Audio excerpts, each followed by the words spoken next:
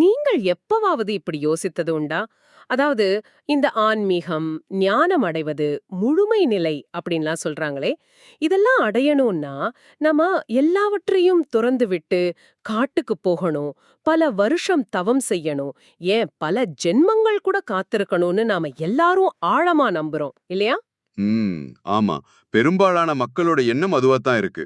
ஆனா யாராவது உங்ககிட்ட வந்து, இல்லைங்க, அது இங்கேயே, இப்பொழுதே, இந்த நொடியிலேயே சாத்தியம் அப்படின்னு சொன்னா எப்படி இருக்கும்?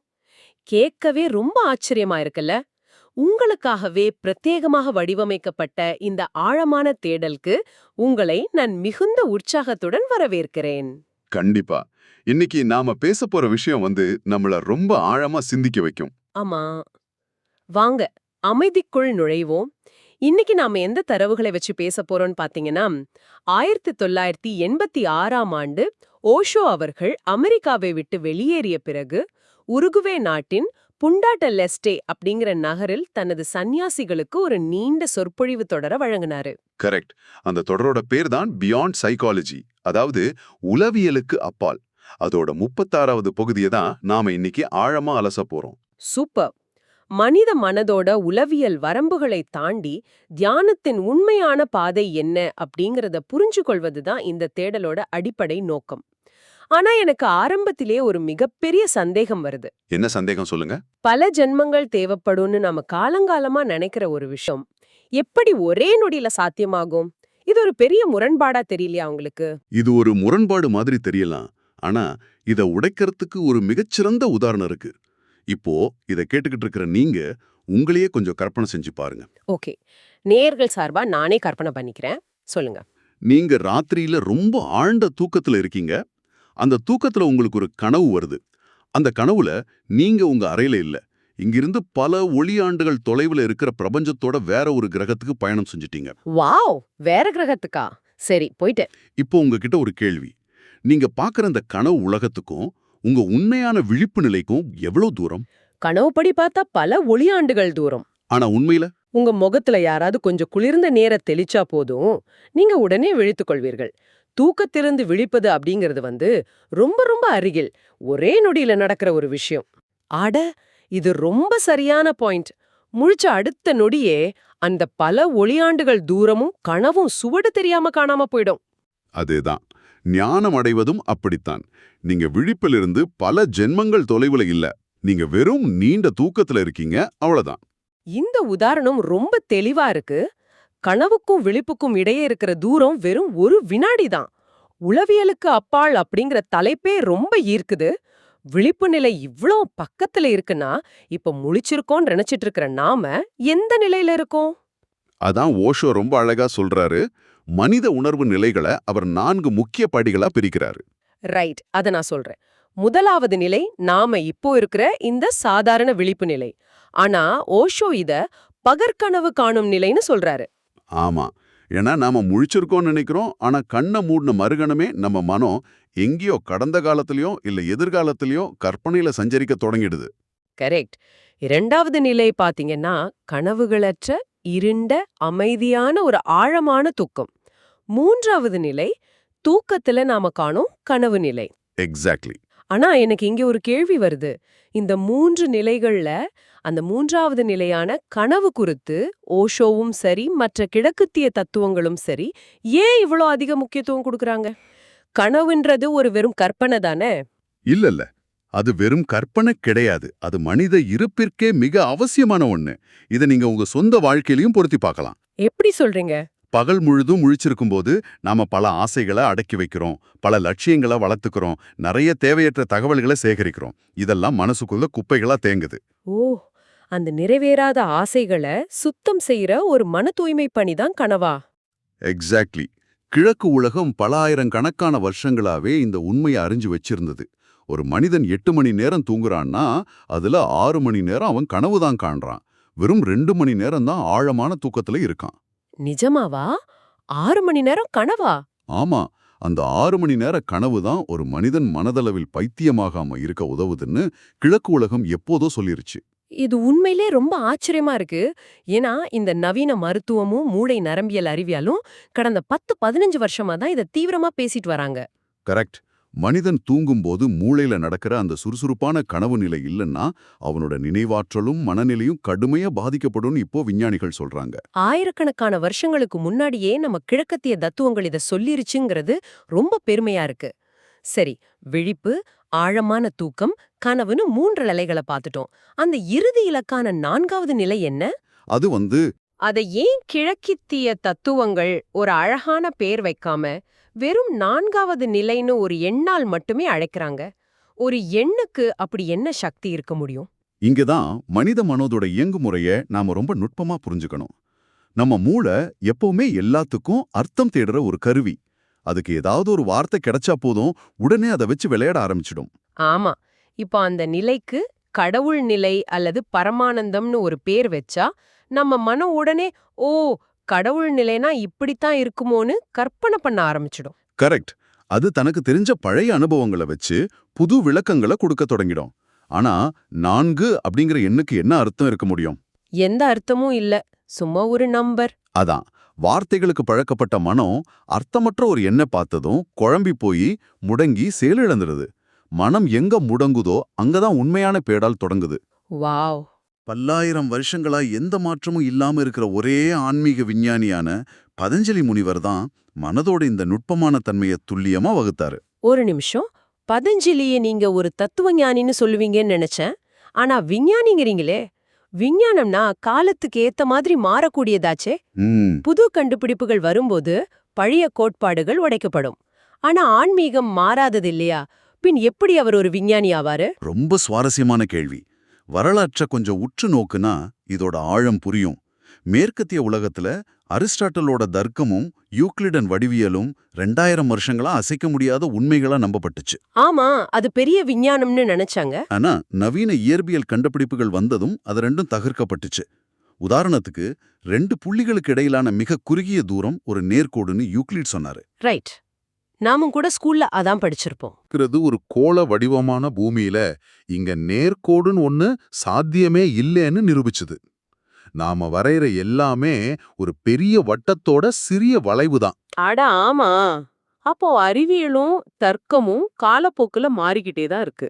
ஆனா 5000 வருஷங்களுக்கு முன் பதஞ்சலி வகுத்த அந்த யோகக்கலை மற்றும் மனித மனதோட வரைபடத்துல இன்னைக்கு வரைக்கும் ஒரு வார்த்தைய கூட நவீன அறிவியலால மாத்த முடியல. வாவ். அது மனதை பற்றிய முற்றிலும் பரிபூர்ணமான ஒரு அறிவியல்.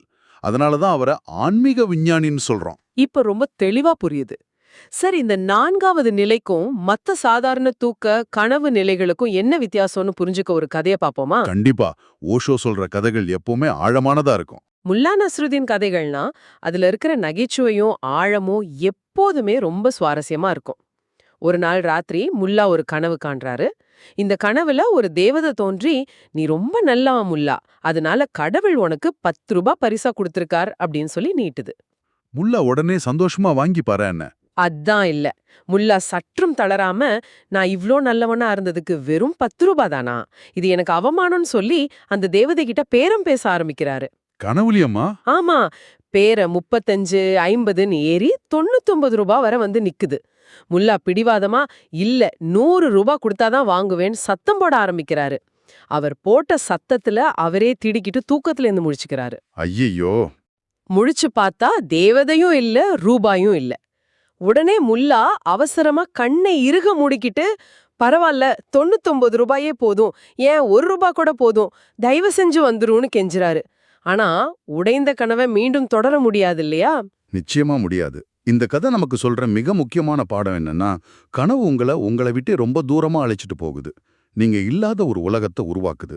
ஆனா அது முற்றிலும் தற்காலிகமானது தானே? ஆனா எந்த கனவு உடைஞ்சாலும் நீங்க மீண்டும் உங்க சாதாரண விழிப்பு நிலைக்கு தான் திரும்பி வருவீங்க. ஆனா அந்த 4வது நிலை இருக்கு, அது உங்களை உங்ககிட்ட இருந்த என்றென்றைக்குமா பிரிச்சிடும். அதாவது நான் அப்படிங்கிற உணர்வே இருக்காதா? எக்ஸாக்ட்லி. அங்கே நீங்கள் அப்படிங்கிற ஒரு தனி நபரே இருக்க மாட்டீங்க. முல்லாவோட கனவு உடைஞ்சா முல்லா முழிச்சுக்குவார். ஆனா இந்த 4வது நிலை அடைந்தால் முல்லான்ற ஒரு நபரே அங்க இருக்க மாட்டார். அவர் முழு பிரபஞ்சமாகவே மாறிடுவார். ஓ, இதத்தான் புத்தர் நிர்வாணம்னு சொன்னாரா? சிலர் இத அனத்தா, அதாவது நானற்ற நிலைன்னு கூட சொல்றாங்களே. சரியா சொன்னீங்க. உடனே இதை கேட்டுட்டு இருக்கிற நீங்க இது ஏதோ ஒரு பயமுறுத்துற வெறுமைன்னு நினைச்சிடக்கூடாது. ஆமா, ஒரு நபர் இல்லாம போகிறதுனா அது மரணம்னு தானே எல்லாரும் நினைப்பாங்க. அது மரணம் கிடையாது. உங்களை சுற்றியுள்ள அந்த போலியான அகந்தை அப்படிங்கிற குப்பைகள் காலியாகி இதுவரை நீங்க அறிந்திராத ஒரு பிரபஞ்ச ஆனந்தம் அங்கே நிறையும். அது வெறுமை இல்ல, அது பேரானந்தத்தோட முழுமை. Here is where it gets really interesting. எனக்கு இங்க ஒரு மிகப்பெரிய முரண்பாடு தெரியுது. சொல்லுங்க. நான் அப்படிங்கிற ஒன்னே முழுமையா அழிஞ்சு ஒருவன் பிரபஞ்சத்தோடு கலந்துட்டானா அங்க எந்த தனித்தன்மையும் இருக்கக்கூடாதே. பிறகு எப்படி வரலாற்றுல ஒவ்வொரு ஞானியும் ஒவ்வொரு மாதிரி வெவ்வேறா திகழ்றாங்க? ம், இது ரொம்ப முக்கியமான கேள்வி. அனைவருமே ஒரே மாதிரி உணர்ச்சியற்ற ரோபோகள் போல தானே ஆகிடணும். ஆனா புத்தர் அமைதியா இருக்காரு, மீரா கண்ணீரோட பஜனை பாடுறாங்க. இது எப்படி சாத்தியம்? இது பலருக்கும் வர்ற ஒரு இயல்பான சந்தேகம்தான். இதை நாம புரிஞ்சுக்க சமூக ஆளுமை, அதாவது பர்சனாலிட்டி, மற்றும் இயற்கையான தனித்துவம், அதாவது இண்டிவிஜுவாலிட்டி, இது ரெண்டுக்கும் இருக்கிற ஆழமான வித்தியாசத்தை தெரிஞ்சுக்கணும். அதாவது நாம இப்போ சமூகத்துல காட்டுற ஆளுமை என்பது போலியானது, அப்படிதானே? ஆமா, அது உங்க பெற்றோர், உங்க ஆசிரியர்கள், சமூகம் உங்களுக்கு கொடுத்தது.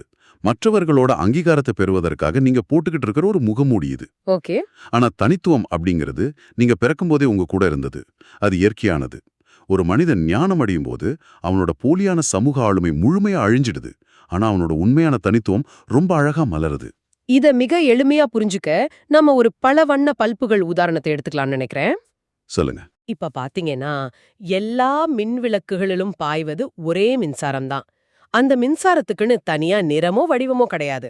ரைட். ஆனா அந்த மின்சாரம் ஒரு நீல நிற கண்ணாடி விளக்குல பாயும்போது நீல ஒளியையும், சிவப்பு விளக்குல பாயும்போது சிவப்பு ஒளியையும் தருது.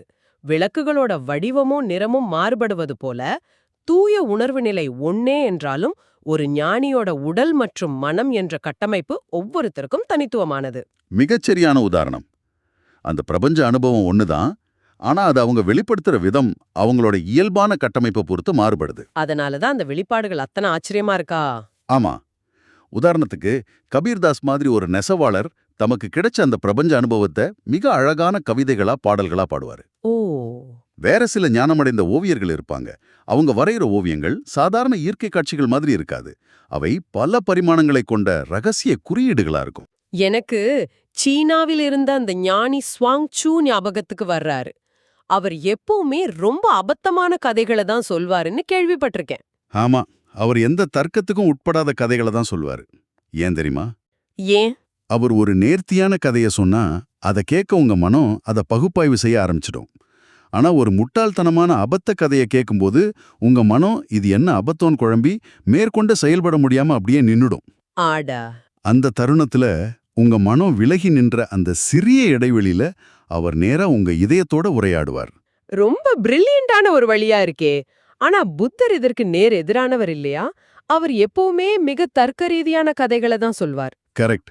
புத்தர் முதல்ல உங்க மனதை சரியான வாதங்கள் மூலமா நம்ப வச்சு அதன் பிறகு மெல்ல அமைதியா உங்க இதயத்துக்குள் நுழைவார். அதே போல சூஃபி ஞானி ஜலாலுதீன் ரூமி தொடர்ந்து 36 மணி நேரம் இடைவிடாம சுழன்று சுழன்று நடனமாடி தனது மையத்தை கண்டறிந்தார்னு படிச்சிருக்கேன். ஆமா.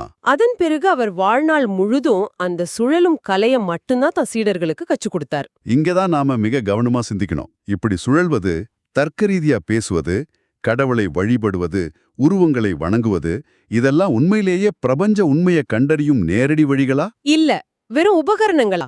அதாவது டிவைசஸ். எக்ஸாக்ட்லி. இத நான் இப்படி பாக்குறேன். நம்ம வீட்ல ஏதோ ஒரு முக்கியமான வேலையை செஞ்சுகிட்டு இருக்கும்போது நம்ம குழந்தைங்க நம்மள தொந்தரவு செய்யாம இருக்க அவங்க கையில சில பொம்மைகளை கொடுப்போம் இல்லையா? ஆமா, நிச்சயமா. குழந்தைங்க அந்த பொம்மைகள்ல முழு கவனம் செலுத்தி விளையாடிட்டு இருக்க நாம எந்த இடையூறுமின்றி நம்ம வேலையை முடிச்சிடுவோம். அது போலத்தான் நம்ம மனமும். ரொம்ப கரெக்ட். தியானத்தின் போது நம்ம மனம் தொடர்ந்து சலசலத்துக்கிட்டே இருக்கும்.